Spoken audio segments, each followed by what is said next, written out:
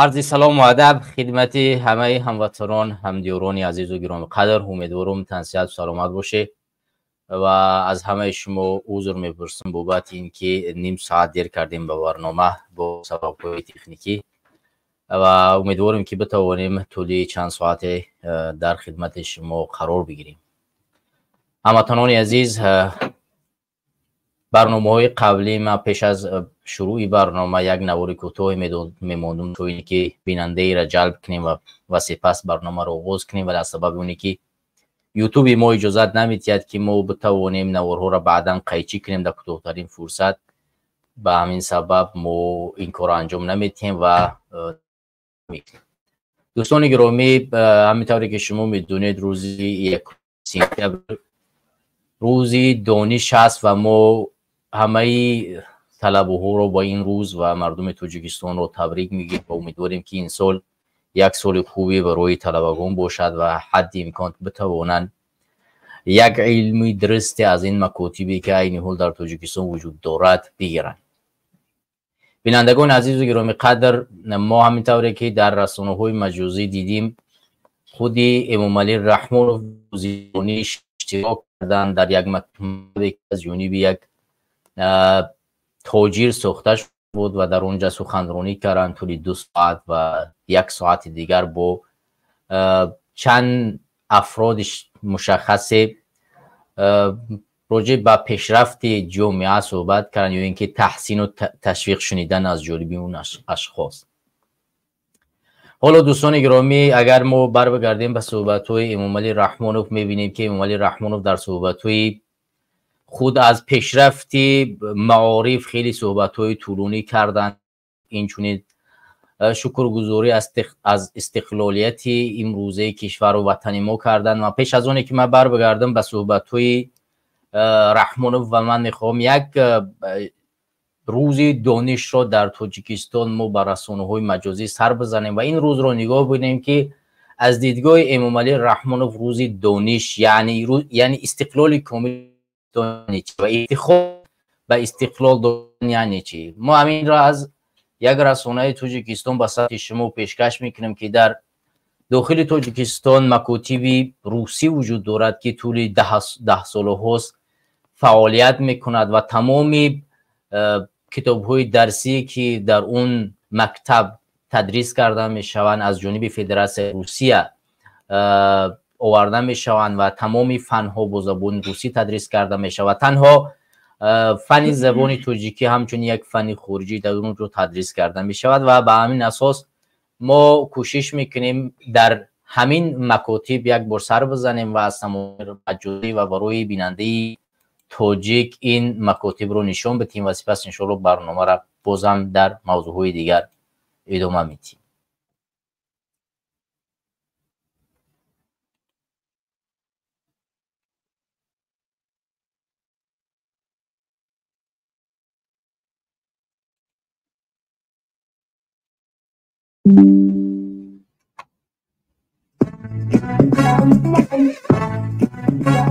День зари мы отметим, войдем как прежде в класс. Учитель не онлайн, встретишь в школе в этот раз. Дорог на дуге красный, ты только победи. Прекрасный снова праздник, не купи прийти. Сегодня нами грустно, не время для тревог. Давай руку, шагнем чуть пора.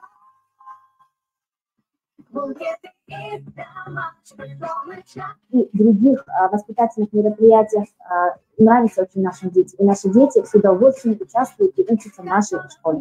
Книжек так не хочется читать. Девчонок меньше всех. Ломает, как программа, с ошибками рассказ. Учебная программа, для лекции у нас.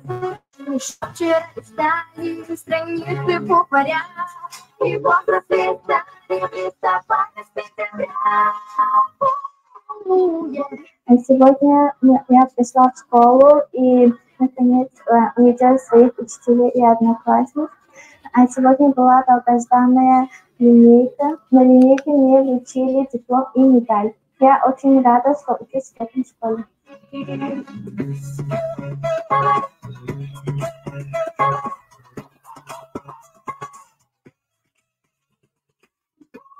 Мать,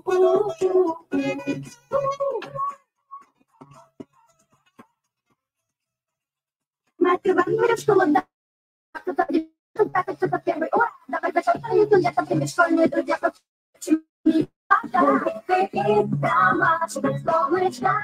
Сегодня начался 1 сентябрь, первый значимый день для наших детей. Они пошли в 1 класс. Создали очень хорошую школу, базу для наших детей. И сегодня детишки так ждали, когда наступит 1 сентября, мы пойдем учиться. Учителя с России пришли, очень они грамотные, мы с ними поговорили. بینندگان گرامی، همطوری که شما دیدید در مکاتب روسی در تاجیکستان واقعا تمام نوشتجات به زبان روسی بود و حتی پرچم روسیه در اونجا آویخته بود و طلبه همه به زبان روسی صحبت میکردند. همطوری که در بالا ذکر کردم تمام فنهای درسی با زبان روسی در اونجا تدریس کرده می شود و تمام کتاب ها از جانب فدراسیون روسیه آورده می شود. تاریخ اون کشور در اینجا تدریس کرده می شود. در یک کشوری که صاحب استقلال است و پرزیدنت اون ادعا از استقلال کامل می کند و مردم رو با افتخار این استقلال دعوت می کند و می گوید که افتخار کنید و شما ببینید که در داخل تاجیکستان، در داخل وطن ما و شما مکاتب روسیه که واقعا برای استقلال ما و شما یک علامت سوال رو ایجاد می کنند، برای ما و شما باید ننگ باشد و درس باشد. و اینچنین در اخبار دیگه که من برای شما پیشکش کردم، شما همینطوری که میبینید واقعا افزایش طلبه ها در تاجیکستان در مکتب های روسی واقعا زیاد میشه. همه ساله مکتب های روسی در تاجیکستان زیادتر میشن و طلبات خوانندگان به مکتب های روسی بیشتر و بیشتر میشود. این از چی دلالت میکند؟ از اون دلالت میکند که ما در داخل تاجیکستان تا امروز نتوانستیم یک فضای درست روی تدریسی و نظامی فرهنگی و یا اینکه وزارت درست رو تحریزی کنیم که طلبه ما بتوانند یک چیزی درست رو از مکاتب زبان تاجیکی و از مکاتب تاجیکی بیاموزد. و اگرچه امروز رحمانوف در صحبت‌هایش از استقلال کامل میگوید، از پیشرفت ساحه معارف میگوید، از بربری های ساحه معارف میگوید، از بربری های دوران استقلال میگوید، ولی ما میبینیم که در این طرف دیگر واقعا حکومت روسیه در داخل تاجیکستان ما مکاتب خودش ساخته است و بالای مردم ما کار میکند، مغزشویی میکند، برای آینده خود در داخل وطن ما و شما، کشور ما و شما آدم آماده میکند، طلبه آماده میکند، کادر آماده میکند و کوشش میکند که او 80 سال در دوران شوروی در داخل وطن ما و شما داشت عین حال اون چیز را نگاه بدارد و آینده همون هدفش رو که بازم تاجیکستان رو با یک وطنی که در گذشته ساخته بود به اسم شوروی به مانند اون بسازد و تاجیکستان رو داخل اون بکند و بتواند در داخل تاجیکستان کادرهایی داشته باشد که با این ایدئولوژیا، یعنی ایدئولوژیا روس پرستی مکمل باشند، بلد باشند و از اون پرستش کنند و با این پیش بروند. و اگر این مکتب‌ها در داخل تاجیکستان نباشد، چون این ایدئولوژیا به میان نمی آید و مردم تاجیکستان از ایدئولوژیا روسی و از روس پرستی بیگانگی میکنند و این چیزها در داخل و ریشه پیدا نمی کند.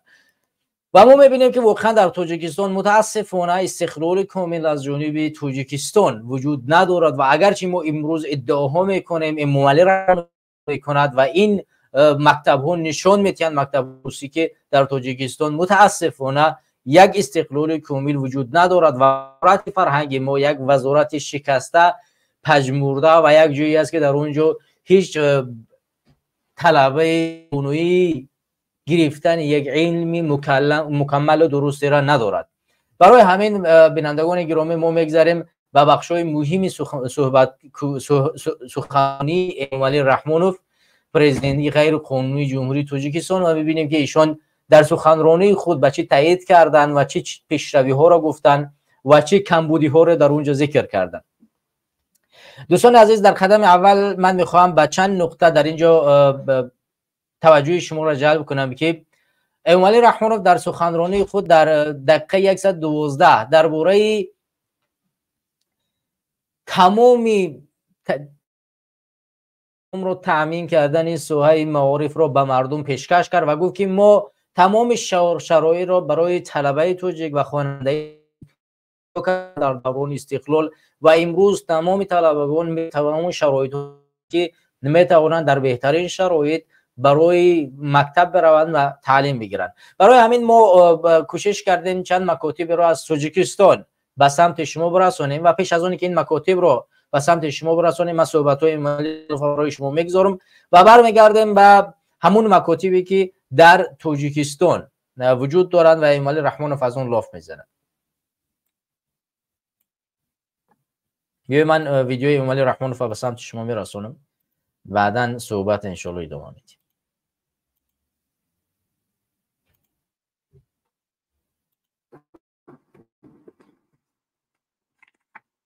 برای همین ما در قانونات تغییراتی و کسی که مالیه میشه در نزد قانون بیجاب میشه.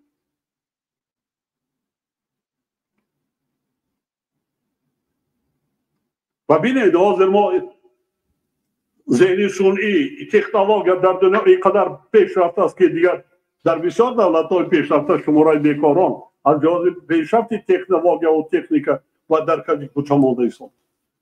اما در کجا قرار داریم؟ با همین طرز کار، با همین طرز لباس پوشی و دیگر نمیتوانیم؟ چی اختراع کردیم؟ کنی عالمای ما، کنی دانشمندای ما کی تربیه میکنن؟ پیش از همه پدر و مادر، بعداً آموزگار جامعه.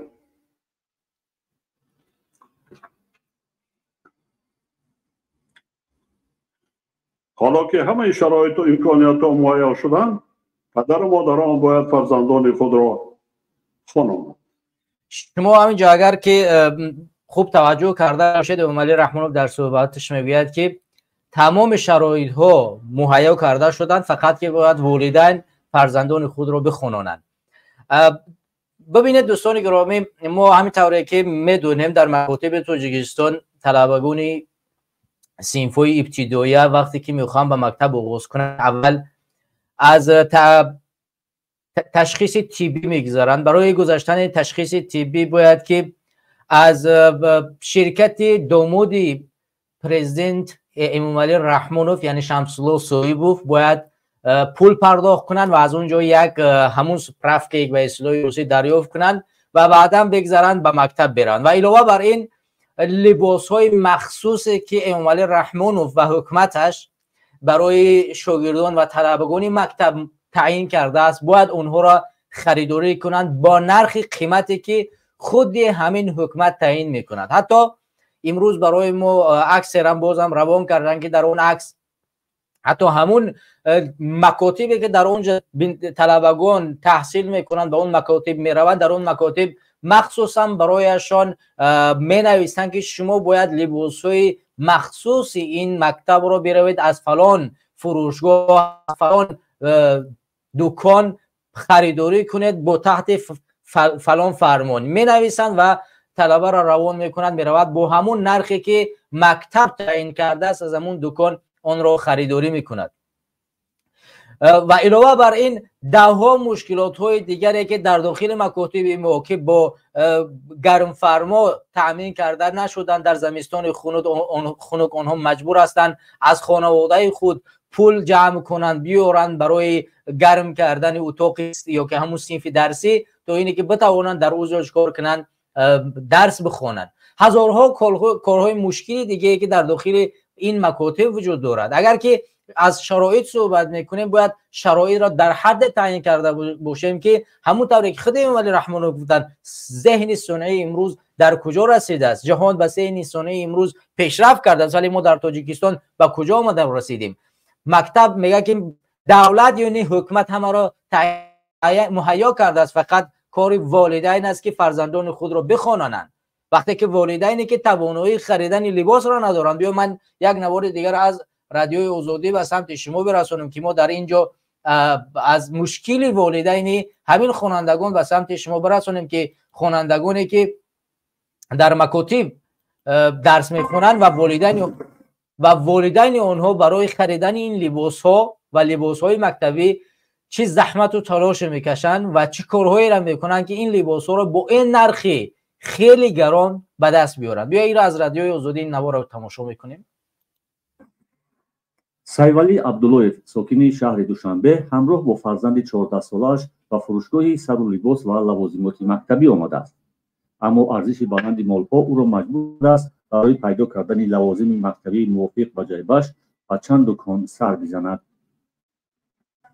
سال گذشته در صنف 6 تا 800 تومانی را خرید کردیم. این سال چه؟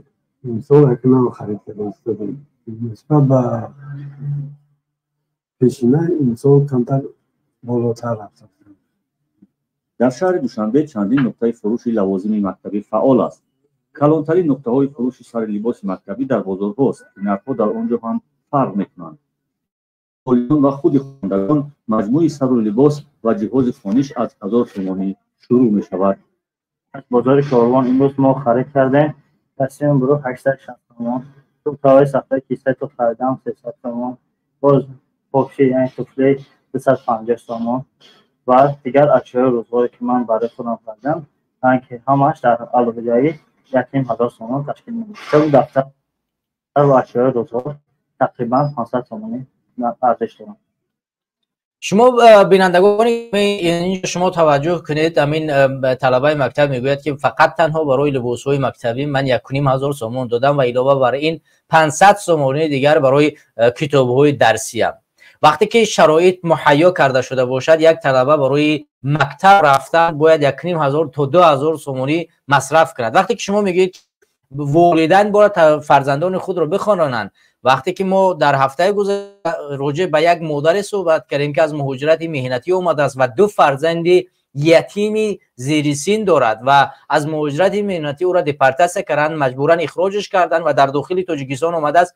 برای یک جا کار پیدا کردن از او 1 تا 2000 تومان طلب میکنن که فقط برای رفتن یک جا بعد از او 2000 یا 1500 تومانی بگیرن تا انمو جای رفت و چوب در قد بازار کوچه ها را برایش مهیا کنن یا که بدهند جای کار. این مادر حالا بگم که 1500 تومان بتید همون جای کار را بخرد که اون جای کار خود مبلغ تومان هر ماه برای تو میتین. و ببینید که همین مادری که 2 تا یتیم دارد گفت که یک فرزندی 20 ساله من بزرگش از دنیا گذشت با شوهرم و خودم با 2 فرزند زیر سن تنهایم و یگانه نانآور خانه من هستم. یعنی همین مادر در این حالت از کجا پول پیدا میکند که 1500 برای یک فرزند، یعنی 2000 برای یک فرزند، 2000 یعنی 4000 تومان فقط برای 2 فرزند مکتب خانش پول پیدا میکند که لباس مهیا کند. برای لباس های دیگر به مکتب شما یک لباسی عادی اگر ما ببر کنیم به مکتب بریم ما را ره نمیتین. یعنی فرزندان ما امروز یک لباس معین و تعیین کننده ای که از جانب مکتب ها و معارف تعیین کرده شده است باید اون را ببر کنند. وقتی که یک مادر توانایی خریدن لباس را نداشته باشد چگونه فرزندانش را به مکتب روان میکند؟ آیا یگان بودجه حکومتی جدا کرده شده است که فرزندانی که کم بغل هستند، کم بضاعت هستند برای آنها مخصوصا لباس از جانب مکتب، از جانب یک شرکت خصوصی، از جانب حکومت از یک جا جدا کرده شده است و برای آنها داده می شود؟ چون این فوند جدا کرده نشده است. پس این مادر با چند فرزند یتیمش که جایی کار ندارد، خانه ای اجاره میشیند، از کجا این مال را به دست میارد؟ ما وقتی که غمی چونین یک مادرها را نمیخوریم علاوه بر این میگیم ما تمام کردیم فقط شما والدین فرزندانتان رو بخوانونید. این دروغ و تهمت مگر نسبت همین والدین، نسبت همین قشر جامعه نیست؟ مگر اگر ما از دوران جنگ شهروندی صحبت کنیم ما 100 ساله ها میتونیم در این باره صحبت کنیم، ولی جنگ شهروندی بعد از 7 سال تا 10 سال زیاد دیگر نباید اثری داشته باشد. همین آلمانی که جنگ داشت بعد از جنگ 45 در چند مدت توانست تمام اون مصارف جنگ را حل کند و از این بحران برآید؟ چرا ما امروز طول 30 سال شد بعد از جنگ شهروندی، نه 20 چند سال میگذرد تا امروز ما توانایی از همین مشکلات بر آمدن رو نداریم و همه ساله به اون ادعا میکنیم که ما جنگ شهروندی داشتیم و شرایط تا همین حال است و باید صبر کنیم و کوشش کنیم که خودمون با فرزندان خودمون تعیین کنیم.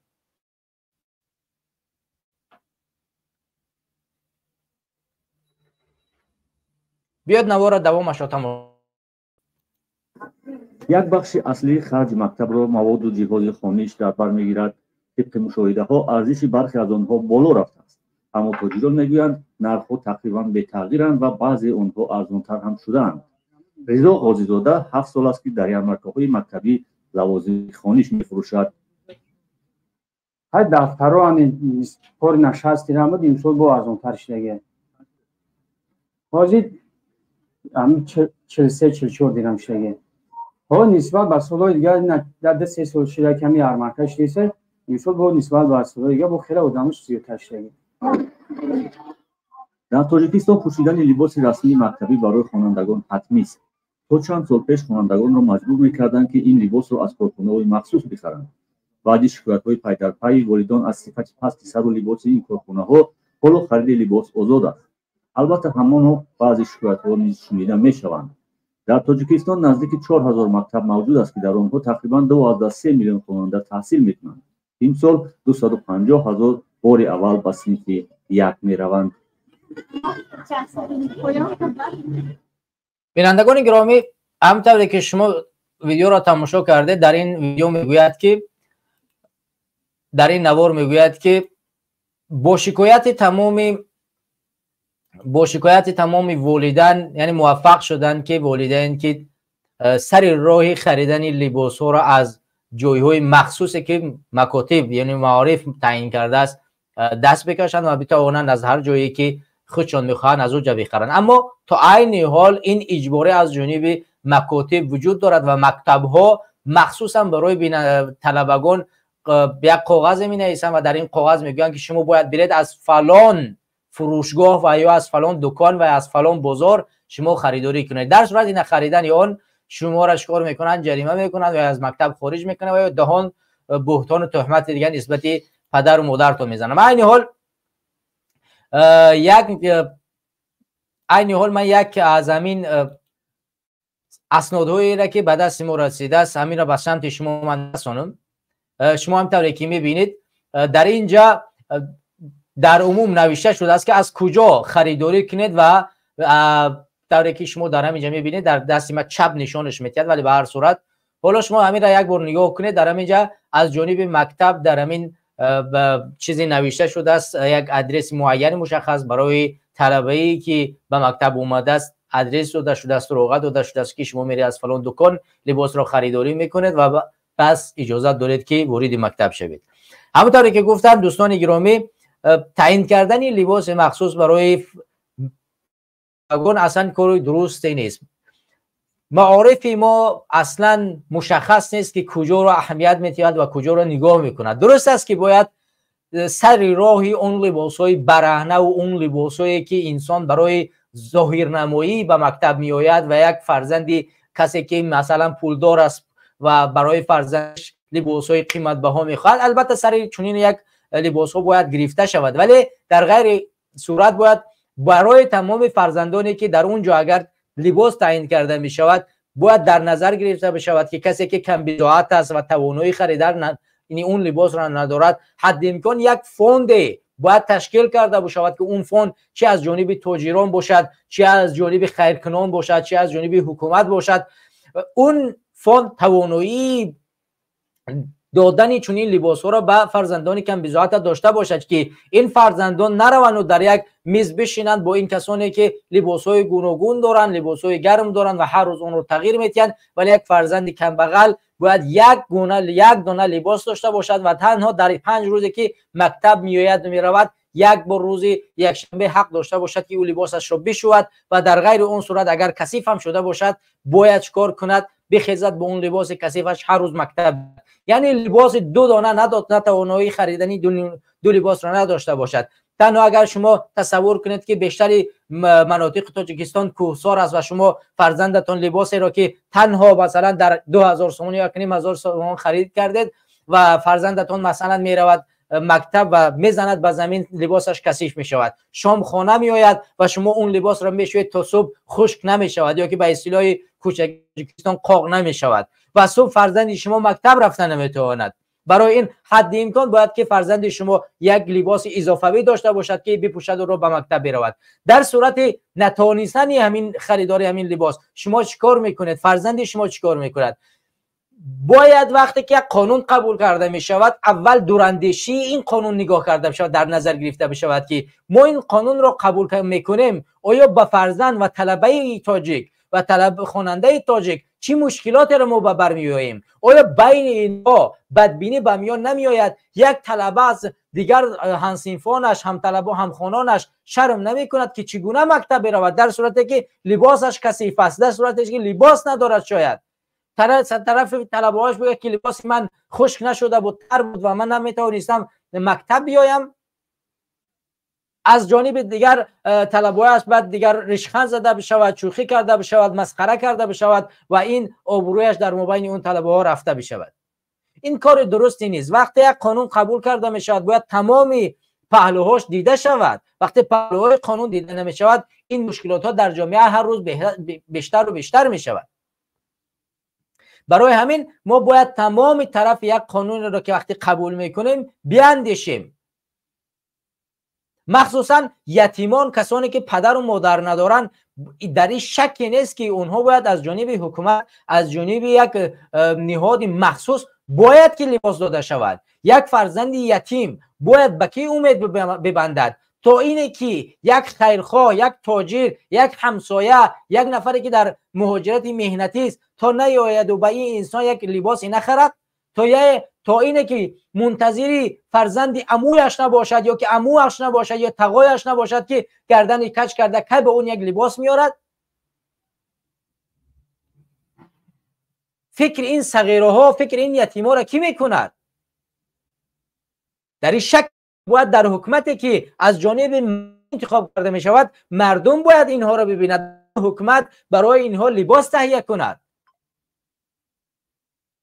فرزند من، فرزند شما، فرزند یک نفر دیگر توانایی لباس خریدن را دارد ولی فرزندی بیشتر مردم تاجیکستان کم بضاعتا این را ندارد. باید در نظر گرفته بشود، حد امکان اجازه داده بشود که با همون لباس که تاجیکانه با همون لباس توانایی مکتب رفتن را داشته باشد.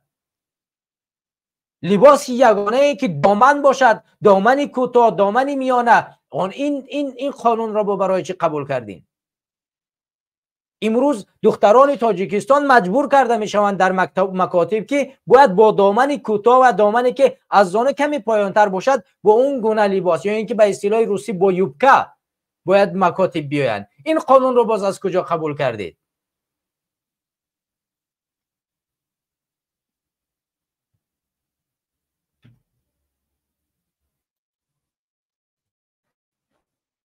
اگر که ما بازم نظر کنیم به صحبت‌های امام علی رحمانوف، برمیگردیم با همون نقطه‌ای که امام علی رحمانوف طول 2 ساعت فقط نشسته صحبت میکرد در موضوعهای گوناگون، در موضوعهای پیشرفتی جامعه و این وزیر را بلند میکرد و این وزیر را انتقاد میکرد و فقط میگفت که من از امروز قانون قبول کردم، تلاش میکنم دیگه وقتی که من به دیه‌ها سفر میکنم، به ناحیه‌ها سفر میکنم، به نزد من فرزندان یا طلبگان را نیارید. این کاری فرهنگی نیست. طول 30 سالی حکمرانیش هر روز این قانون عملی میکرد، هر روز مرشیراف کرد.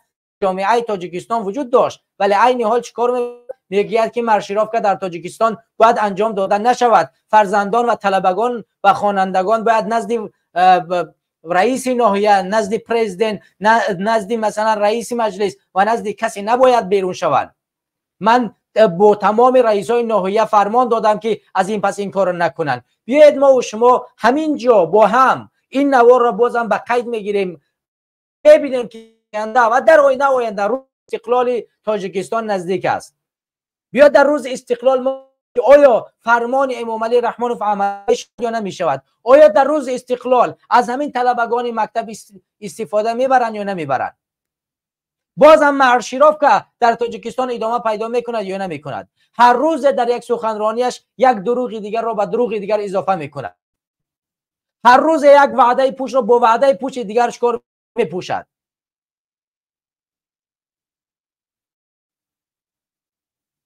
در حالی که همین مکاتبی که همین تحصیلاتی که امروز از تجهیزات پیشرفته، از تکنولوژی پیشرفته تامین کرده شده بود و در اینجا سخنرانی کرد، این مکتب دیوین باره بازسازی شده بود، از جانب یک تاجر بود، از جانب خودی حکومت نبود. خودش باز اقرار میکند که از جانب تاجران ده ها تحصیلات میانه و تحصیلات مؤسسه تحصیلاتی ساخته شده است در تاجیکستان و یکی از اونهایی که امروز خود امام علی رحمانوف سخنرانی کرد از جانب تاجر ساخته شده است و از جانب حکومت نه. حکومت در ساختن مکاتب چیکار میکنه؟ چرا مکاتب را نمیسازد؟ شرایط را مهیا نمیکند، در حالی که میگوید که ما شرایط را مهیا میکنیم. بیاید ما چند نوار از شرایط مکاتب تاجیکستان را ببینیم و نظر کنیم که فرزندان ما و شما در کجا درس میخورند. دوشنبه یگانه تاجیکستان نیست. تاجیکستان بزرگ است. تمام شهر و ناحیه های مناطق تاجیکستان است. باید ما همه جا را در نظر بگیریم. فقط فرزندی که در دوشنبه تولد شد باید بخت داشته باشد، اینطور نباید باشد.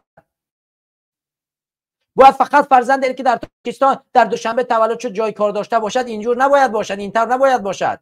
در همه جا باید جای کار داشته باشند. در همه جای کار باید شرایط درس خواندن داشته باشند. شرایط در دوشنبه باید مهیا باشد، چون پسر رئیس جمهور رستم امامعلی رئیس شهردار اون شهر است و باید در اونجا تمام امکانیت برای او داده شود، از اون ایمیج سازی کرده شود. رستم امامعلی را باید در جامعه چکار کردن؟ شیرین کرده شود، از اون چهره بسازند. به خاطر این تمام مبلغ تاجیکستان را فقط در شهر دوشنبه باید مصرف کنند و دیگر مناطق تاجیکستان باید خاموش و هیچ چیز از این پیشرفت و از این چیز بهره نگیرند. چرا باید آینده پسر امامعلی رحمانوف پرزیدنت شود؟ به خاطر این دیگر خود امامعلی رحمانوف در همین سخنرانیش درباره همین مسئله صحبت کرد که دوشنبه امروز آینه تاجیکستان است و ما در دوشنبه همه کار را میکنیم. با شهردار این شهر و تاجرها تمام کار را کردن. درست است که شما تاجرها را مجبور کردید که این مکاتب را بسازند، وگرنه در ناحیه‌های دوردست چرا مکاتب ساخته نمیشود از جانب تاجران؟ چرا فقط در دوشنبه شما این کار را میکنید، در دنقره این کار را میکنید، در سوخت این کار را میکنید؟ فقط تاجیکستان 3 منطقه دارد. بیاید از همین نوارهایی که در مکاتب‌های در تاجیکستان هستند و احوال این مکاتب تاجیکستان را و طرز سواد این منطقه ببینیم. بیاید به یک تالار ورزشی مکتب تاجیکستان نظر کنیم. ранг бинуҳол пурс ин ҳолати ҳузнангезу ногувор толори варзишии шаҳри норак аст. аз рӯи маълумот наврасону ҷавонони шаҳри норак дар чунин шароит дар ду муассисаи давлатии мактаби варзишӣ машқу тамрин менамоянд. толоре ки айни ҳол мо қарор дорем дар маркази шаҳри норак ҷойгир мебошад. аз рӯи маълумот ин толор соли 1964 сохта ба истифода дода шудааст ва аз ҳамон солҳо ин толор аз бетаваҷҷуҳии масъулони соҳаи варзиши шаҳр ба чунин аҳволи хароб гирифтор шудааст. аз рӯи маълумот дастпарварони муассисаи давлатии мактаби варзишии шаҳри норак дар чунин ҳолати харобу валангор машқу тамрин менамоянд ки ин ҳам бошад ба ягон шароит ҷавобгӯй нест. толор бошад боз як толори дигар мавҷуд мебошад. толори мазкур ҳам ба ягон шароит ҷавобгӯй нест ва дастпарварон дар чунин шароити номусоид машқу тамрин менамоянд. дар ин толори варзишӣ дастпарварон аз рӯи намудҳои гӯштин машқу тамрин менамоянд. дар ҳоле ки толори мазкур дар чунин ҳолат қарор дорад, пас метавон умед ба он баст ки аз ин ҷо дар оянда варзишгарони номовар пайдо шавад. саволест беҷавоб.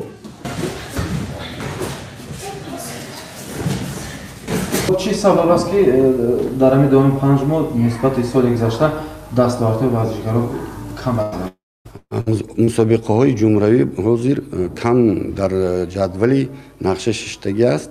از اون سبب ما حال همگی در یک مسابقه اشتراک کردیم. دوام دارد تا آخر سال ممکن به سال دیگر برابر کنیم. خب شرایطی که این حال ما قرار داریم در طلبها من با طلبات مشق و تمرین و برگزاری مسابقه ها جواب است. اون شرایطی که میخوای ورزشگر تیار کنی با اون شرایط تیار نیست، شرایط نداریم خیلی شرایط، چون که از همه جهت توی لوازمات ورزشی تنقیص میکشه. این حال در شهر نورک 15 تا تالار هست. یعنی که ما در نظر دارم مؤسسه تحصیلات میانه عمومی را و تالارهای شخصی و تالارهای دولتی. این میدان مرکزی برق سال 1964 با استفاده داده شده میدن. بعد همین دیگر راستیگه تعمیر دیگه نیست. شما بیننده گرامی همینجا را یک بار توجه کنید که بینای مذکور سال 1964 در دوران شوروی به استفاده داده شده بود، تو عین حال دوباره تعمیر نشده است. یعنی از سال 1964 تا این جانب همین بینایی که عین حال در روبروی شما قرار دارد و شرایطی که امام علی رحمانوف میگوید برای خوانندگان مهیا کرده شده است و تمامی چیزها مهیاست، فقط اینه که باید والدین کوشش کنند که فرزندانشون بخوانانند. به اصطلاح امام علی رحمانوف شما میبینید که در کدام شرایط قرار دارد. این شرایطی است که امام علی رحمانوف برای ما و شما چکار میکند؟ تالار تعمیر میکند، آماده میسازد و مکتب را میسازد و مهیا میکند و برای ما و شما به کار میدهد که ما و شما در اونجا بریم ورزش بکنیم و امید داشته باشیم که فرزند ما از این تالار آینده یک جودوکار بین المللی به میان میآید و در رشته جودو جای اول را سزاوار می شود. آیا شما مطمئن هستید که در چنین شرایط یگان فرزند میتواند با اون حالت، با اون نیت و با اون هدفی که دارد برسد، با پیروزی ها دستاوردهای خوب بیاورد رساند؟ وقتی که ما برای یک فرزند شرایط را مهیا نمی کنیم که اون توانایی تمرین کردن رو داشته باشد، نه تنها از دیدگاه اونی که روحاً او آماده باشد، از دیدگاهی که برای اون باید ما یک مربی درست بگیریم، مکان درست را تامین کنیم، از لوازمات ورزش برای او تامین کنیم. این را میگویند شرایطی که یک فرزند وقتی که به اونجا میآید توانایی ورزشش و میلش به اون ورزش بیشتر می شود، برایش نیرو میتید، روحیه‌اش بیشتر می شود و این باعث میگردد که چکار کند؟ پیروز شود، تمرین کند و آینده به جای سزاوار گردد. وقتی که شرایط مکتب رو ما چنین میبینیم چی امید داشته باشیم؟ امید کنیم که فرزندی پیروز میشود؟ خود شما میتوانید امید کنید به همین. رحمانوف اصلا در این فکر نیست، فقط 4 کاغذ را در دستش میتیند و فکر میکند که تاجیکستان فقط اون کاغذی است که در دستش دادن و همون حساباتی است که باید برای مردم بدهد، چون میداند که هر حساباتی بدهد مردم تاجیکستان را قبول میکنند و حرف برای گفتن ندارند و حرف برای زدن ندارند، چون مردم تاجیکستان را با همین حالت آورده رسانده است و هیچ انسان از رحمانوف حسابات نمیگیرد. فقط اونه که خودش برای خودش یک حساباتی میدهد و برای به چشم مردم خاک بپوشد. این رو ببینن که مردم باید یک بار نظر کنند که فرزند در چه حالت قرار دارند. خیلی دیسه نوید در حالت صدمه میپوشد. اوما چند سال شد که همین ورزشگرها اوما تنقیصی دارن در چنین شرایطی بعد تمرین از سال 64 خود همین بنا ساخته شده است. همه تمامی بنا تامین طلب است. لازمات ورزشی گفتم چه قید کردم کمند به نظر رسیده میشد. از همین لحاظ یگان خیلی دستگیری نیست نسبت ورزش. باید گفت که سالهای گذشته در قلمرو کشورمون در دایره جشن 30مین سالگرد استقلالات دولتی جمهوری تاجیکستان هزارها عدد انشاءات تعیناتشان گوناگون ساخته و استفاده داده شدند. حالا باشد چنین تشبث و آبادکاری ها در دایره 35 سالگی استقلالات وطن روی دست گرفته شده است، ولی در این سمت در شهر نورک ولایت ختلان قریب یگان انشاءات ورزشی برای برگزاری مسابقه ها و مشق و تمرین نسل آینده تحریزی نگردیده است. چند وقت شده که همین باغ ما به ترتیب در آمده شده.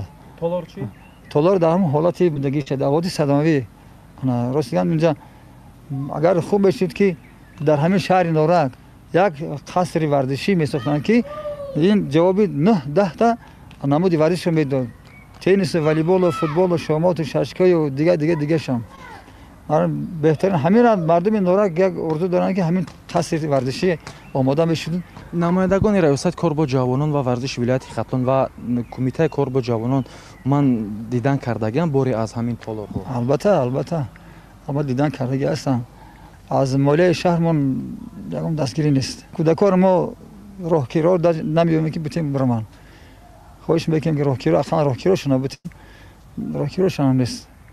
خلا راهگیرا جای خوبه چه ما خودمون تشکیل میکنیم لیکن انا بینید که نه خما ایسای خودمان در مسابقه بین‌المللی اشتراک کردن جای دوم به دلیل قرار گرفتن. سال گذشته و 5 ماه اول سال جاری نتیجه های به دست آورده ورزشکاران شهر نورک خوب نیست.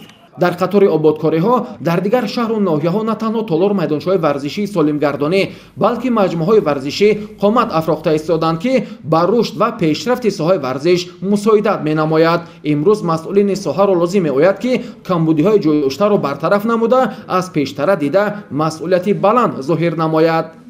نقطه دیگر این است که نخواهد طی این سالها نمایندگان از کمیته کار با جوانان و ورزش نزد حکومت جمهوری تاجیکستان و یا ریاست کار با جوانان و ورزش ولایت خطلان باره هم از این تالارها دیدن نکرده باشند. ما در آینده نیز این موضوع را پیگیری خواهیم کرد. گزارش پرویز خورشید و عبدالرازق محمدشاه.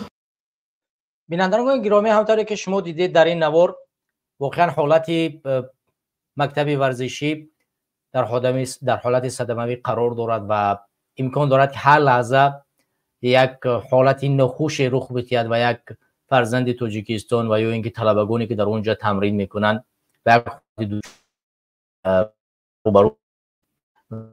واقعا جای ننگین است وقتی که از جانب امامعلی رحمانوف چنین صداهای بلند میدهد که تمام شرایط ها مهیا کرده شده است ولی مکاتب تاجیکستان در این حالت قرار دارند و ما یک مکاتبش را برای شما مثال آوردیم ولی ده ها مکاتب در تاجیکستان در چنین حالت قرار دارند، در حالت صدموی و برای اینها هیچ چاره‌بینی دیده نمی شود. متاسفانه ما اگر نظر کنیم به کل تاجیکستان نگاه کنیم، نه تنها شهر نورک بلکه ناحیه رشت، ناحیه اگر ایسا بگذاریم ناحیه تاجیک‌آباد، ناحیه حایید و همه این مناطق واقعا در حالتهای خیلی سنگین قرار دارند و نه تنها نورک واقعا یک جزء تاجیکستان است که در چنین حالت قرار دارد. همونطور که معلمان گفتن اینها جای دوم را نوبسته از اونی که چنین حالت در قرار دارند توانستن جای دوم را بگیرند ولی این سال باز هم مشکلات ها بیشتر شد که اونها نتوانستن به جای سزاوار بگردند. برای همین بینندگان گرامی این یک مکتبی بود در تاجیکستان که برای شما و من یک مکتب دیگر هم برای شما پیشکش میکنم و سپاس میگذاریم به یک سطحی مردمی تاجیکستان.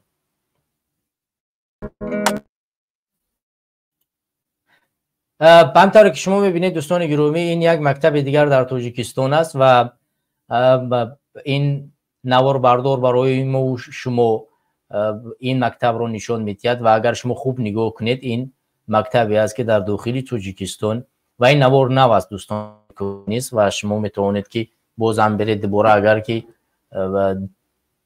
میگوید که دروغ است جهتی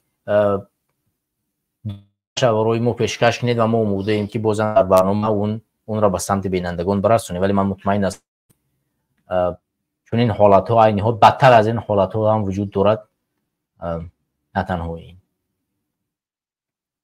همطوری که شما میبینید برادران حالت مکتب رو شما یک بار نظر کنید واقعا در حالت بدترین قرار دارد. نه درش دست دارد چیزی نبینید.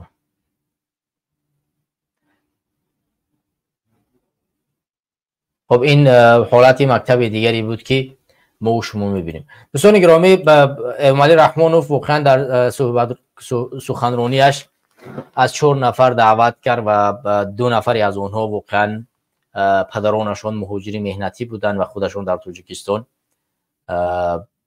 زندگی و فعالیت میکردن و درس خواندن و واقعا از صحبتشون دیده میشود که سخنرانیشون واقعا در سطح عالی بود و باید تحسین کرد صحبت ایشون رو و ما امیدواریم که در آینده تاجیکستان هر یک فرزند تاجیکستانی سطح سخنرانیش تا این درجه را باشد و بتواند که افکار خود را در جامعه آزادانه بیان نماید و این واقعا نه تنها برای یک دانشمند، باید برای هر یک طلبه و هر یک شهروند گردد که در چنین سطح صحبت.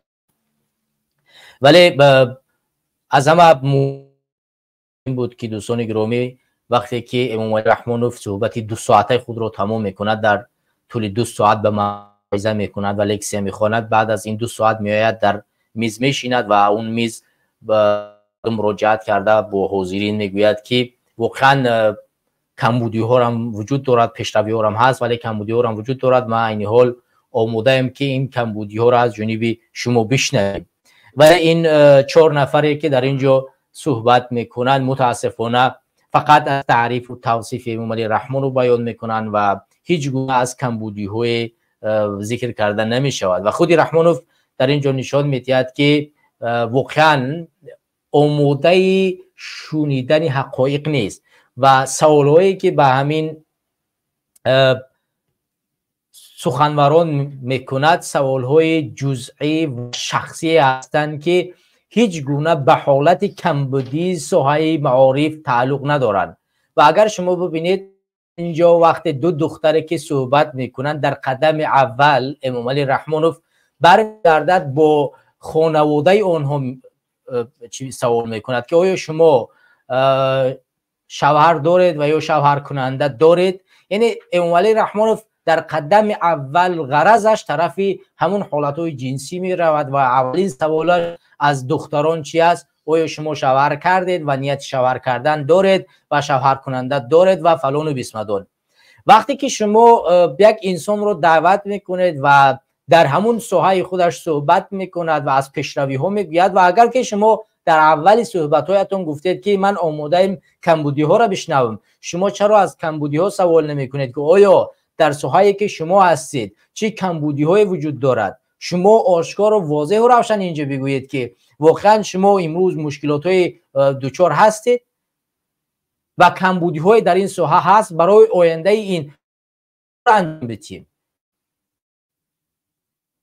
البته دیده می شود که در اینجا این 4 نفری که آماده کرده شده خودی همین تبلیغگران حکومت امام علی رحمان و تشکیل کنندگان این محفل، اینها همون قدر سخت ترسانده شدن، سخت آموخته شدن که همون چارچوبی که باید فقط تعریف و توصیف از پیشروی، از آنه که هیچ مشکل در تاجیکستان وجود ندارد صحبت کنند و هیچ وقت در صحبت ها در سوالایی که با اونو کرده می شود ذره دور نرود. همونطوری که چند سال پیش با یک جوان صحبت میکرد از راههای ساخته شده و از اون سوال میکرد، گفت راهها همون راههایی هستند که قبلا بودن، همون راهها جناب عالی ساز کنید. گفت که با پدرت برین اون راهها را ساز کنید.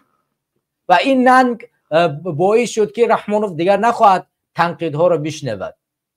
برای اساس همین شاید برای زیر دستانش یک تنبیه داد و گفت که شما چگونه آدم را آماده میکنید، خیلی شما تشکیل میکنید که انسان ها جرأت میکنن به حال مرا یا طبع مرا خیره میگردونن در صحبت کنیم، در نشستن طبع مرا خیره میکنن. باید از کمبودی ها در اینجا اصلا گفته نشود و هر کسی کمبودی میگوید باید پشت پنجره برده شود. برای همین این 4 نفری که در اینجا صحبت کردن هیچ نفرش جرأت نکرد از یک کمبودی هم صحبت کنه. بیاید همین صحبت اول امام علی رحمانوف رو بشنویم و سپس من بازم صحبت خود رو ادامه میدیم.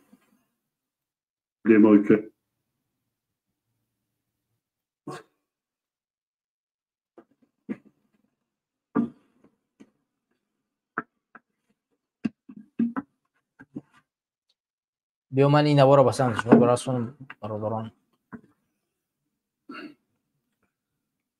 خب مرحمت تکلیف اراده و پیشنهادی داشته باشید. من یک قسمی آن کمبودیا البته پیشروی ها هم هستم، لیکن مشکلی هم کم نیست. بسیار شماره زیادی مکتب های صدوانی حالا باقی بود، نرسیدن اسباب انجام خانیش، دیگر پرابلم هایی که در اینجا من گفتم. همونطور که شما میبینید دوستان گرامی، اومالی رحمانوف در اول صحبت‌هایش گفت که ما تمامی فضا و شرایط رو مهیا کردیم برای خوانندگان تاجیک و تنها والدینن که باید فرزندان خود رو بخوانند. ولی در اینجا میبینید که بازم صحبت‌هایش تغییر می‌یابد. میگه که من در صحبت‌های خود از کمبودی‌ها هم گفتم و مکاتب صدموی هم وجود دارد و من عین حال آماده‌ام فکر نظری مثلا پیشنهادهای شما رو بشنوم. این صحبت خود ایشان است. حتی معاش آموزگاران حاضرم با طلبات زمان جوابگو نیست. با کوشش میکنیم که پیشرفت و ترقیات تاجیکستان سال به سال مشکل خودمون هیچ کس ما شما اومده وای نمیکنه، خودمون میکنیم. دوستان گرامی، بازم در اینجا یک شوخی به اومالی رحمانوف انجام بدیم که هیچ کس اومده در اینجا وای نمی کند. ما همین کلمه وای یا تا اینجا وای نمی کند تا این حال معنیش رو نفهمیدیم و اگر از آموزگارانی که در تاجیکستان در همین نشست قرار دارند و همین کلمه رو میتونن برای ما تعریف کنن، لطفا تعریف کنید، زیرا ما در مفهوم همین کلمه وای گم شدیم. واقعا ما نفهمیدیم که این جانشین وای یعنی نفر سوم است یا اینکه اون چیزی طرف سوم است وای یعنی اون داشته باشیم. خب از مفهوم کلمه وای امروز ما گم شدیم که اومالی رحمانوف در تمام سخنرانیش استفاده میکند و واقعا گاهی در تعریف اون، در مفهوم اون ما ضعیف میمونیم. ما واقعا نمیفهمیم که این چقدر معنی داشته باشد، معنیش چقدر وسیع باشد که واقعا اومالی رحمانوف همیشه از این کلمه استفاده میکند و ما در مفهوم اون عاجز موندیم. یا یک بارگر همین وای رو گوش کنیم کن معنی وای در همین کلمه، در همین جمله‌ای که ایشان استفاده میبرند چی است؟ هیچ کس از تن ما شما اومده وای نمیکنه. خدا هیچ کس از تن ما و شما اومده وای نمی کند. دوستان گرامی، من از شما سوال میکنم که اومالی رحمانوف در همین جا چی رو در نظر دارد؟ شما ببینید هیچ کس از تن ما و شما اومده وای نمی کند، یعنی در همین جا وای نمی کند. آیا شما در زبان روزمره خود وقتی که به کار میبرید همین جمله رو به کار به استفاده میبرید که اون آمده وای نمی کند، من آمده وای نمی کنم، اون رفته وای نمی کند، فلان رفته وای نمی کند؟ و همین کلمه را ما کجا استفاده میبرید؟ و آیا این در فرهنگ شما و در لغتنامه شما موجود هست؟ و اگر وجود دارد شما لطفا همین رو معنایش رو برای ما بفهمونید که همین کلمه وای چی معنا دارد و اگر بینندگان ما همین رو در نظریات بنویسن که همین کلمه وای چی معنا دارد و در همین جمله‌ای که اومالی رحمانوف ذکر کردن بازم من برای شما یک بار دیگه میگویم که بیگانگان اومده برای ما و شما وای نمی کنن، یعنی منظور از وای در همین جمله اومالی رحمانوف چی است؟ خودمون میگیم، خودمون، دیگر کسی. مرحبا. ای وطن، ای وطن با پیشوایت زنده باش. دوستان گرامی، وقتی صحبت شروع می شود، وقتی صحبت به این نفر میتیه، خوب دقت کنید که در اینجا باید پیشنهادها گفته شود و از ها گفته شود، چون اومالی رحمانوف خودش گفت که من آماده‌ام از کمبودی هایی که در اینجا هست، یعنی از پیشروی ها موجود است، ولی از کمبودی هایی که من ذکر کردم و پیشنهادهای دیگری باشد مرحمت من آماده‌ام بشنوم. یعنی این نفری است که باید از ساحه معارف اومده است با پرزیدنت خودش، همونطور که در تاجیکستان است. ما اگرچه میدونیم اومالی رحمانوف پرزیدنت منتخب تاجیکستان نیست، ولی به هر صورت ما بیایید این رو تماشا میکنیم و گوش میکنیم که این خانم در صحبت‌هایش در اون چیزی که اومالی رحمانوف طلب کرد از حاضرین که من آماده‌ام چند نفر رو بشنوم و آیا چیزی برای گفتن دارد که آن برای آینده تاجیکستان دیگرگونی به میان بیارد، یک استراتژی جدید، یک برنامه جدید، یک تغییرات جدید، یک چیزی که اونجا یک مکتب نو ساخته شود، یک دانشگاه نو ساخته شود، همونطور یک مکتب تکنیکی ساخته شود، به یک دانشگاه ساخته شود. ولی چی پیشنهادهای این خانم بتواند انجام بدهد و از کمبودی‌های اون ساحه میگوید؟ با چنین بخت و بقایت زنده باش. پیشوایت پیش صف در جاده هاست، نیکنامی هم نوایت زنده باش. درود و اظهار سپاس نثارتان، اساسگزار صلح و وحدت ملی، پیشوای ملت، پرزیدنت جمهوری تاجیکستان جناب عالی محترم امومعلی رحمان. من یوسف وزلایخو به دور نهایی آزمون جمهوریوی فروغ صبح دانایی کتاب است از روی نامینه ادبیات جهان در سال 2023، گیرنده استیپندیای پرزیدنتی جمهوری تاجیکستان، غالب دور جمهوریوی المپیاد از فن زبان و ادبیات تاجیک، دارنده شهادتنامه اعلای صنف نو، الحال خواننده صنف 11 مؤسسه دولتی تعلیمی لیسه رقم 3 برای خوانندگان بالایاقت شهر دوشنبه می باشم. محترم پیشوای معظم، نوابسته از خواننده مکتب بودنم با هدایت و غمخواری های شما الحال آموزش را در موضوع گیاهای شفابخش تاجیکستان آغاز نموده کاربری کرده ایستادم.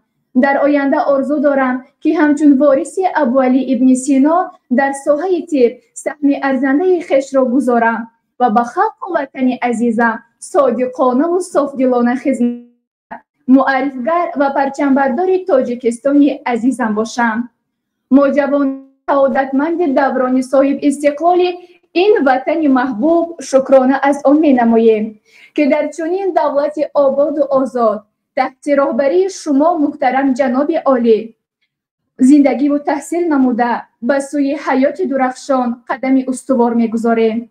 محترم پیشوای محبوب ما، با ابتکار و غمخواری های خیرتمندانه شما طول 6 سال این جانب در میهن زیبا منظر و بهشت آسایمان تاجیکستان گلگل شکوفان بین قشرهای گوناگون جامعه از جمله بلبلکان باغ معرفت، خوانندگان و دانشجویان مؤسسه های تحصیلات میانه عمومی، ابتدایی، میانه و عالی کسبی، آموزگاران همه زمره‌های تحصیلات، خادمان علمی و ادبی مؤسسه های علمی و فرهنگ و صنعت، طلبان، نمایندگان کسب و کار گوناگون و دیگر طبقه های اهالی کشور بهر دریافت استعدادها، چهره های نو سخنور و سخندان، ارج گذاشتن به ارزش‌های ملی فرهنگی، انکشاف قابلیت ایجادی، آزمون جمهوریوی فروغ صبح دانایی کتاب است برگزار گردیده ایستاده است.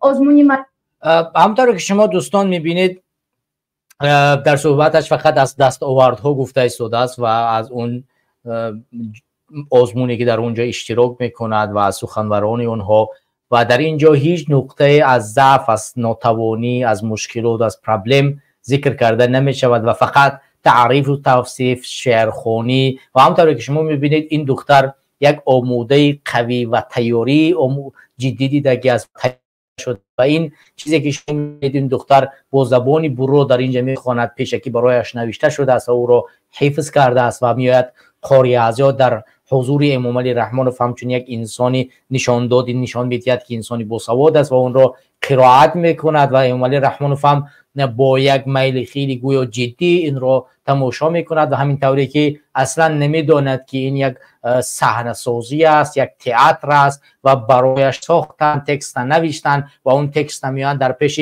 پدرش یعنی امومعلی رحمانوف همینطور میخواند، میگوید تو بهترین شخصیت هستی و تو کاری کردی که ما در بهشتی روی زمین و در این وطنی بهشت سالا زندگی میکنیم و از روی آزمون من استیپندیا گرفتم، فلان گرفتم و تنها پیشروی هایی که اصلا وجود ندارد ذکر کرده می شود، در حالی که من طوری که ما در اولی برنامه از کمبودیا ذکر کردیم و نوارها رو برای شما نشان دادیم و سطح کمبزاعتی مردم گفتیم و نشان دادیم که مردم حتی توانایی خریدن یک لباس کوچک رو ندارن و برای یک لباس مکتبی که همینا معرفی کردن مجبور کردن 1.5 تا 10,000 تومان نیاز است که اونها همون لوازمات اولیه خوش را بخرن که بتوانند به مکتب بروند و شما میبینید که این خانم فقط از تعریف و توصیف و همین حالت ها میگذارد. بیا ما در سوال و جواب بین این خانم و امومعلی رحمانوف میگذاریم که سوال هایی میتید که فقط شهوانی هستند و سوالایی هستند که غیر اخلاقی و سوالایی که ربط به اون ساحه‌ای که اینها باید در جامعه باشند، در ساحه معارف باشند و برای پیشبرد ساحه معارف باشد، برای پیشبرد دانش و علم باشد موجود نیست و یعنی چیزهایی که اصلا به میان نمی آید. این را ما یک بار آخر صحبتش ببینیم. چند سال شد آزمون اشتراک میکنید؟ محترم جناب عالی 5 سال اینجا در آزمون جمهوری فروغ صبحی دانای کتاب است اشتراک کردم. جای اول رو اشغال نکردید؟ جای اول رو اشغال کردم. در مرحله نهایی سزاوار جای اول از روی نمونه ادبیات جهان گشتم. احسن. تشکر زیاد جناب عالی. طبیب بشوید؟ بله جناب عالی. در سمت طبیب کدام؟ گیاهش وابش آموزش رو؟ بله جناب عالی، حاضر آموزش را در سمت گیاه شفابخش تاجیکستان آغاز کردم، اما در آینده آرزو دارم که طبیب ارتوپد تروماتولوژی یعنی شکستن شوم. ارتوپد تروماتولوژ. برای چی؟ در اسفورجه آرزوی همین طبیب شدن را داشتم.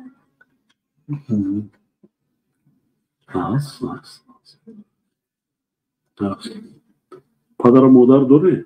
بله جناب عالی. چون میکنه؟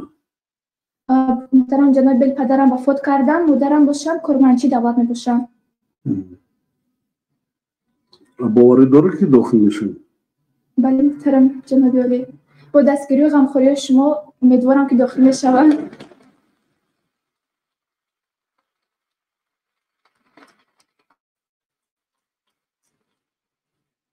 میشه انشاءالله. غالب آزمون شده باشه تشریف است. غیرتی کلام است. اولاد چند فرزند هستی؟ سه فرزند جناب عالی. 2 فرزند و مادرم 3. ما با خواهرچم. خواهر دارم؟ خواهر دستیم چند میخونه؟ خواهرم صنف 9. 9؟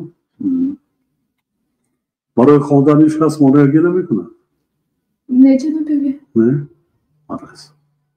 خواند میخونه شو با مقصدت میرسی. کتاب خواندن چیه نازه؟ بله جناب عالی. چقدر با دوگانه های نو پیدا کردی از شهر نوعی های گوناگون در وقتی گذراندن گذاشتن آزمون هم که نه؟ بله جناب عالی. سوال ها میتیم دوباره خیلی خوب سوال دادم محترم جناب عالی. شما هم این سوال یک بار ببینید. دوباره چی سوال دادن؟ همین در کجای یعنی منطق درست میاد همین سوال؟ کسی که در یک آزمون اشتراک بکند و ببینید که دوباره چی سوال دادن، اصلا منطقی که نیست این سوال خودش. خیلی سوال خوب دادن، ما رو از روی همین دانش ما سنجیدن. سلامت باشه. تشکر سیدی. سلامت باشه. نه اصلا شو مقصد قطعی میرسی، مقصد زوشاشی میشه. اصلا چقدر اثر خونده؟ چقدر اثر خونده؟ از اثرهای ادبیات روز، ادبیات در آزمون ها بیشتر دکتران اشتراک میکنند که اشتراک کرده غالب آزمون و جایزه آن گردیدند. در آزمون شهری زباندانی جهاندانی وابسته به فنهای زبان تاجیکی، زبان روسی و زبان انگلیسی اشتراک کرده با گرفتن جای اول و جایزه این آزمون مشرف گردید. با تربیت آموزش من لایحه اکادمی علوم عذاب شب و روز هستم. محترم پیشوای معظم ملت، در دوران صاحب استقلال طبق برنامه تبادل اکادمی علم را در دانشگاه استیتی مالزیا ادامه دهم.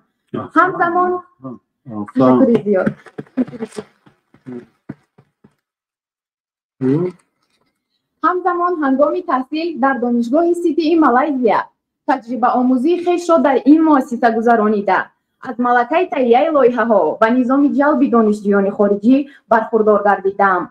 در برابر دانستن 3 زبان خارجی باز 2 زبان دیگر را از خود نمودم. محترم جناب عالی، اکنون احساس می نمایم که شما با فراهم آوردن چنین امکانیت ها در تمام دانشگاه های عالم را برای ما دانشجویان گشوده اید. غمخواری های پدرانه شما محترم جناب دهی کچدود خدمت نمایم. تشکر زیاد برای دقتتان. از نایه بالجوان گفتی ها؟ بله. از کدام دیهش؟ دهی کچدود. دهی کچدود. زبانان خارجی را کجا خوندی؟ در تاجیکستان، در دوشنبه. در دوشنبه؟ در دوشنبه. اویلادار شدی؟ نه جنابی عالی. ما امریکا جواب نمیدی. سوال های بازم سوال های بله جنابی عالی. توی کن بدرا توی کرده بدرا پدر مادرت است؟ بله جنابی. کجا ده؟ پدرم در مهاجرت مهنتی در شهر روسیه و مادرم خانشین. مادرت خانه نه؟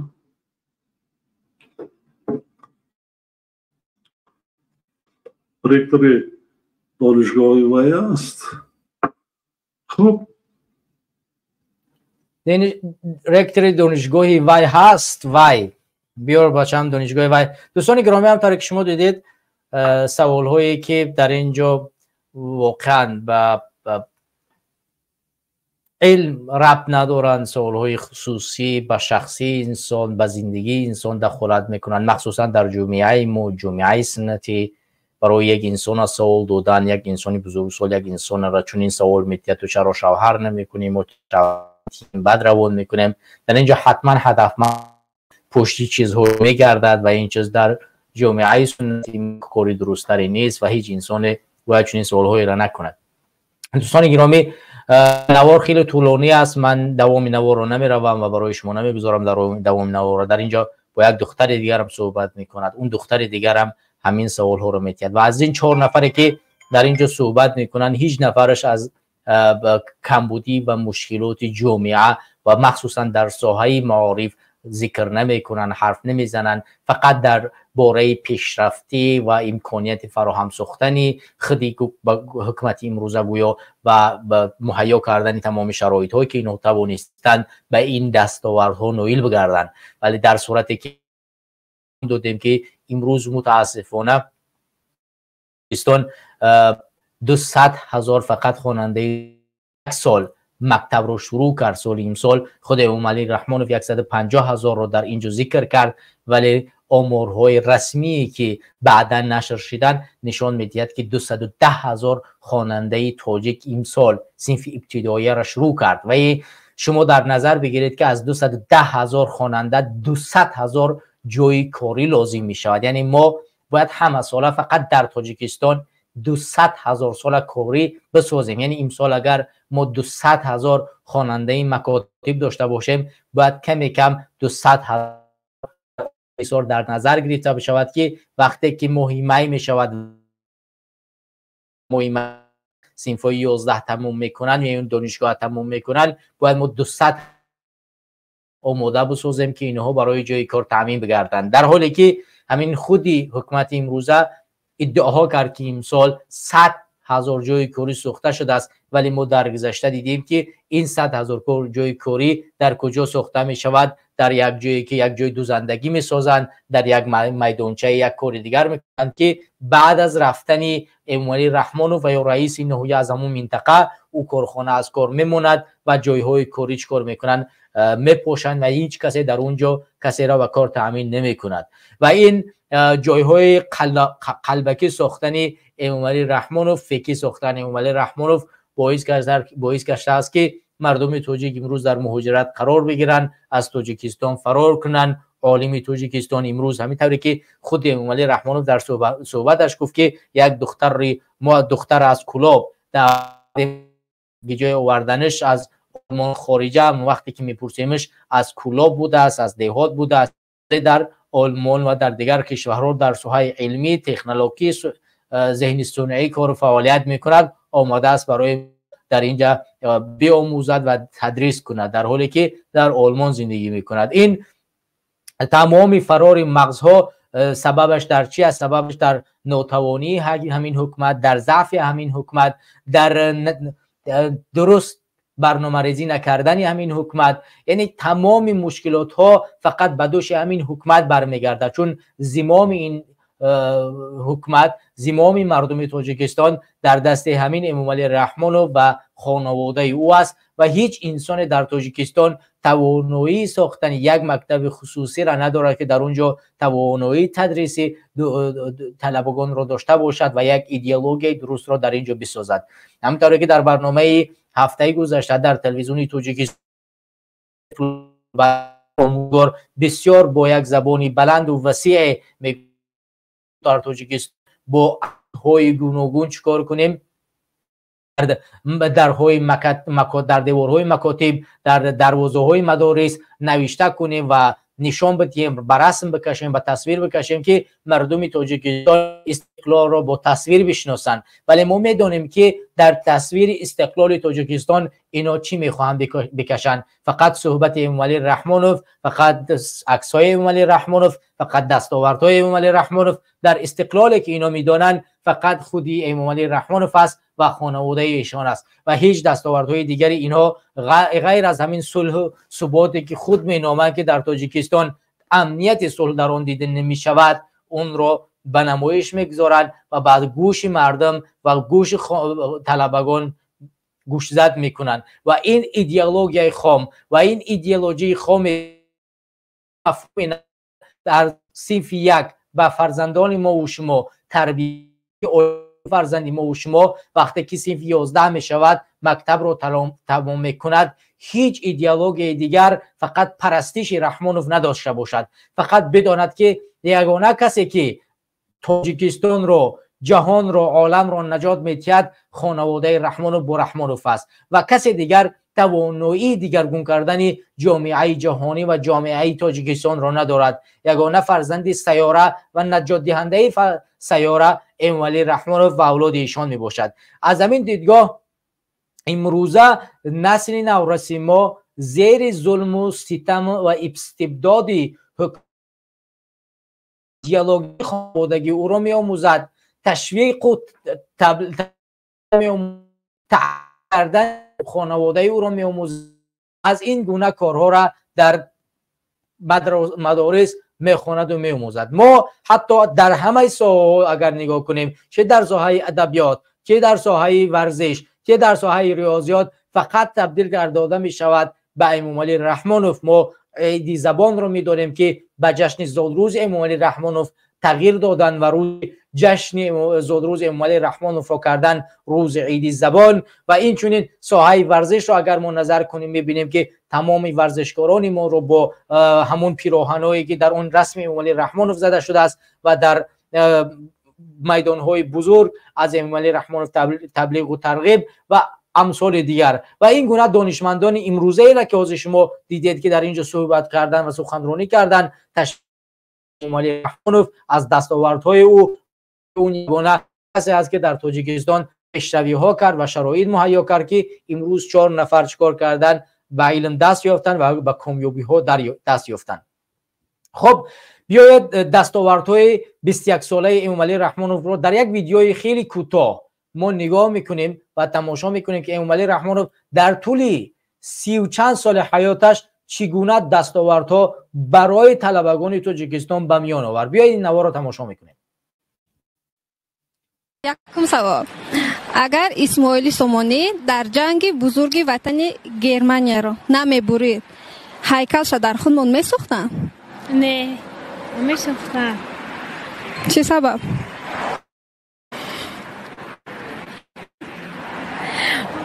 خیلی تو پاپولار نشه، اون کسی گونج نمیتونه. شما سوال ما خوب و گوش کنید. اگر اسماعیل سامانی در جنگ بزرگ وطنی گرمانیا را نمیبرید، هیکلش در خودمان میساختن؟ با فکرم ها میساختم، برای که وای شدگی که شوریده که می نویسن. جنگ بزرگ وطنی کدام سال است میدونه؟ سالی 1991 بود.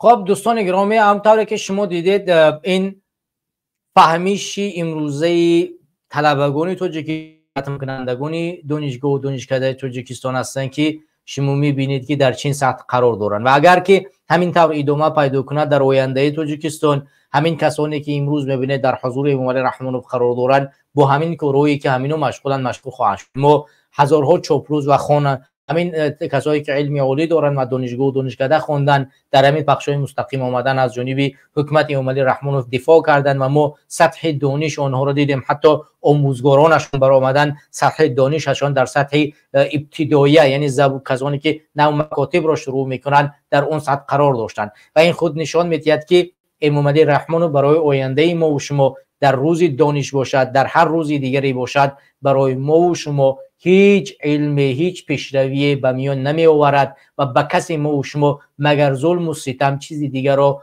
به میان نمی آورد و نمی آموزد. از اولاد امام رحمانوف فقط دزدی، غارتگری، ظلم، ستم، فریب و دروغ، چیزی دیگر یاد نگرفت و چیزی را نمی آموزد. برای همین باید ما و شما امروز کوشش تلاش کنیم که روز دانش رو مقدس بدونیم و در این روز فرزندان خود را برای درست روان بسازیم و بر آنها گوشزد کنیم که فرزندم شما امروز به مکتب می روید و درس می آموزید و در اونجا شما با چگونه علم ها و با چگونه کارها دست بزنید و البته اگر کوشش تلاش کنیم بتوانیم فرزندان خود را با اون لباس درستری که یک فرزند مؤمن مسلمان میپوشاند با اون لباس اونها را ببر کنیم و به مکاتب روان کنیم و شأن و شرف و ناموس آنها را حفظ کنیم که آنها توانایی علم را ببر کردن یا حفظ کردن و بدانند که در اونجا نه تنها میروند علم میآموزند بلکه نیتشان تعیین است، ناموسشون حفظ کرده می شود، اونجا آنها احساس کنند و بروند درس بخونند. در غیر صورت ما و شما میدونیم که در این مکاتب غیر از چپاولوسی و دیگر چیزی دیگری نمی آموزند. به همین خاطر برادران و خواهران عزیز من از همه شما خواهش میکنم که فرزندان خود را ترغیب کنید، تشویق کنید، فقط برای درست و با آموزش برایشان ترس ندهید، وحشت نآموزید، هیچ وقت آنها را به خاموشی دعوت نکنید و همیشه اجازتشان بدهید که توانمندی خود را نشان بدهند، بیاموزند، مدرسه را، مکتب را، اونجا را یک جای مقدس بدانند و کوشش کنند که در اونجا چیزی را بیاموزند که برای آینده تاجیکستان، برای آینده خود آنها، برای آینده والدین خود مفید باشد. دیگر وقت شما را نمیگیرم دوستان گرامی، زیاده از 1 ساعت 17 دقیقه می شود در پخش مستقیم قرار داریم. ما را مهمون داریم امروز انشالله، همینیم که باز هم انشالله در برنامه بعدی با شما خواهیم بود و من باز هم یک بار دیگر روز دانش را به تمام خوانندگان تاجیکستان تبریک و تهنیت میگویم و امیدوارم که الله متعال ما و شما را پیروز میگرداند که در آینده تاجیکستان ساحه معارف را یک از ساحه‌های مهم و مقدس در تاجیکستان قرار میدیم. درست خواننده تاجیک منفعت می آورد به میان میگذاریم، راه اندازی میکنیم و برنامه درستی میکشیم که فرزندی تاجیکستان همون طوری که در گذشته توانایی علم دادن به جهان را داشت، مثل بوسینا، مثل رودکی، مثل خیام، مثل دیگر عالم هایی که موجود بودن، همین گونه وارث به دنیا می آورند و انشالله که پیروزی را به دست میارن. دیگر شما را به خدا میسپارم تا برنامه‌های بعدی انشالله که الله شما را حفظ نماید. خدا نگهدار.